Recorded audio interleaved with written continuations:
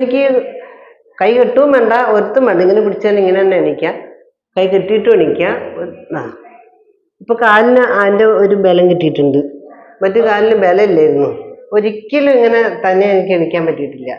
അതെനിക്ക് വലിയ റിലീഫാണ് എനിക്ക് കിട്ടിയിരിക്കുന്നത്.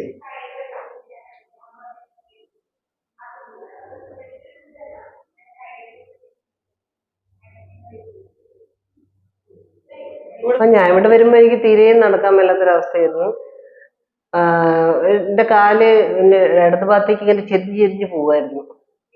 അപ്പൊ ഞാനിവിടെ ഡോക്ടറെ അടുത്ത് വന്നുകൊണ്ട് കണ്ടപ്പോൾ തന്നെ ഡോക്ടർ പറഞ്ഞത് വളരെ സീവിയർ സ്റ്റേജാണ്, ഒരു സർജറിയുടെ ഘട്ടത്തിലാണ് നിൽക്കുന്നത്, ചെയ്യാം എന്ന് മാത്രമേ പറഞ്ഞുള്ളൂ. അതിന് ഇത്ര ശതമാനം 100% എൻ്റെ അടുത്ത് പറഞ്ഞില്ല.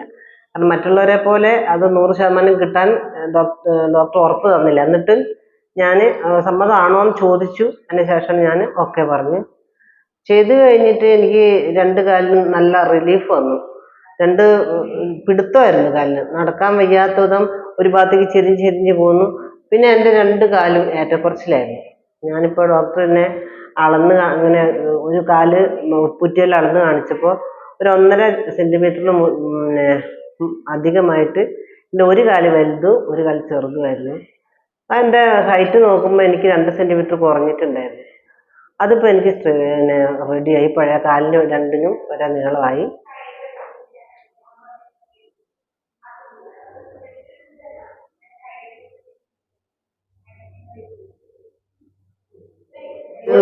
ഒരു കസേരയിൽ ഊന്നി പിടിച്ചിട്ട് എണീക്കണം. വേറെ ചുമരാണെങ്കിൽ അല്ലെ വാതിലാതെ പിടിച്ചിട്ട് എണീക്കണം. ഒരിക്കലും ഇങ്ങനെ തന്നെ എനിക്ക് എണീക്കാൻ പറ്റിയിട്ടില്ല. അതെനിക്ക് വലിയ റിലീഫാണ് എനിക്ക് കിട്ടിയിരിക്കുന്നത്. അതിന് എണീക്കുമ്പം ഇങ്ങനെ എണീക്കുമ്പോൾ ഈ ഇങ്ങോട്ടേക്കുള്ള ഒരു ശക്തിയില്ലായിരുന്നു കാലിന്. ഇങ്ങോട്ട് ചവിട്ടിയാൽ ഈ കാലിന് തീരെ ഒരു ശക്തി ഉണ്ടായിരുന്നില്ല. അപ്പൊ ഈ കൈയുടെ സപ്പോർട്ട് കൊണ്ടാണ് ഞാൻ എണീറ്റത്. കൈക്കൊരു ശക്തിയില്ല, കാലൊരു ശക്തി ഉണ്ടായിരുന്നില്ല. എനിക്ക് കൈ കെട്ടും വേണ്ട, ഒരുത്തും വേണ്ട, ഇങ്ങനെ പിടിച്ചാൽ ഇങ്ങനെ തന്നെ എണീക്കാം, കൈ കെട്ടിയിട്ടും എണീക്കാം. ഇപ്പൊ കാലിന് അതിൻ്റെ ഒരു ബലം കിട്ടിയിട്ടുണ്ട്, മറ്റു കാലിന് ബലമില്ലായിരുന്നു. വരുമ്പം ഇത്രയും പ്രതീക്ഷയില്ലായിരുന്നു. കാരണം ഒത്തിരി യൂട്യൂബൊക്കെ കണ്ട് എനിക്ക് പലയിടത്തും എല്ലാവരും കമന്റ് നോക്കി, ഓരോ സ്ഥലത്തും കമന്റ് നോക്കുമ്പം, പക്ഷെ ഞാൻ എന്തോ ഇതിന് കമന്റ് നോക്കിയില്ല. നോക്കാഞ്ഞ് വേറൊന്നും കൊണ്ടല്ല, കമന്റ് കേട്ടാൽ വേണ്ടാണ്ടും നെഗറ്റീവ് എഴുതും. അതുകൊണ്ട് ഞാൻ എന്ത് ചെയ്തു, ഇത് കണ്ടപ്പോൾ എന്തുകൊണ്ടാണെന്ന് എനിക്കറിയില്ല, ഇത് കണ്ടപ്പോൾ ഞാൻ കമന്റേന്ന് തുറന്നു നോക്കിയില്ല.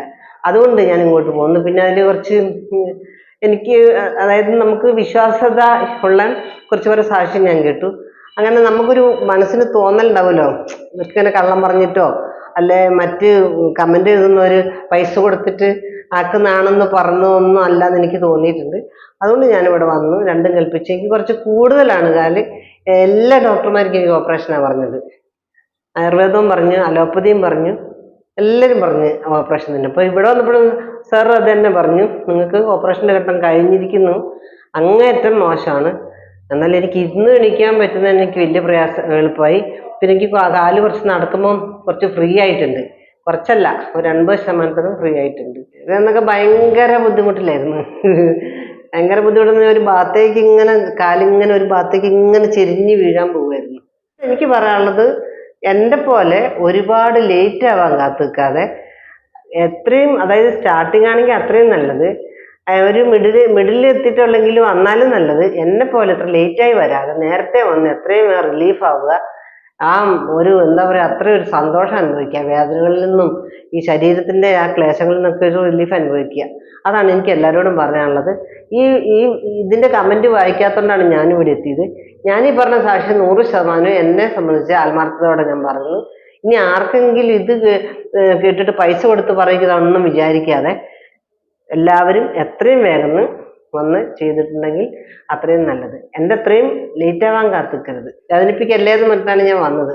അപ്പോൾ ഡോക്ടർ തന്നെ പറഞ്ഞ് അത്ര വേദന ഉണ്ടാവില്ല എന്ന്. അത്ര സീവിയർ ആയിട്ടുള്ള ഒരു വേദനയില്ല, നമുക്ക് താങ്ങാവുന്നത് മാത്രമേ ഉള്ളൂ.